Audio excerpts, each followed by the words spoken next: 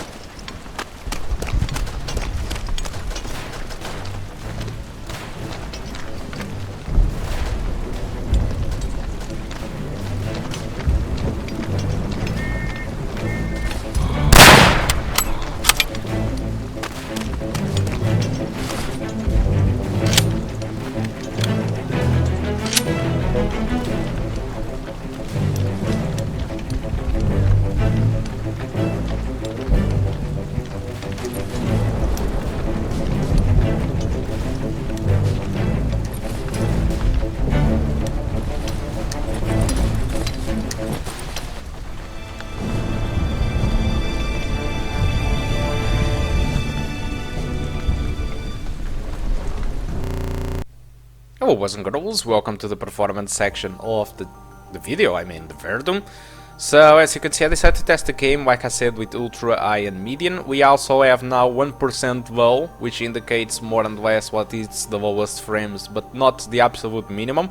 So for the ultra settings we got more and less a minimum of 31, an average of 36. For the high the average was 49, which wasn't that bad. But obviously the median settings was what provided us the best frame rate to play. And as you can see on the consistency, the median settings is only 0.3% lower than 60 FPS, at least it was for me. Looking for the other stuff, the game, even on median settings, it uses 2 GB of VRAM. The RAM usage was around 4.5 to 5 GB. So I'm not sure if you have 4 GB of RAM if it is enough. But if you have 6, it's completely enough for this game. I think that 4 GB of RAM might be enough for this game if you don't have too much stuff on the background and if you don't abuse from the settings, okay? CPU usage, like I told you, it spends most of its time within the 40s and the 60s. I suspect that this game can only take advantages of 2 cores, and the GPU usage on the median settings it was between the 60 and the 85%, so that is why I recommend you to tweak around some settings, like for example you can enable HDR or you can enable ambient occlusion in order to raise this GPU usage and get extra graphics for free without losing frames, I mean. Okay, so that's all that I want to talk about Verdun. Hope you did enjoy the video. Thanks for watching, and if you have any question about anything, just leave on the comment section of the video, okay? Again, thank you a lot for watching, and I do hope to see you soon. Goodbye.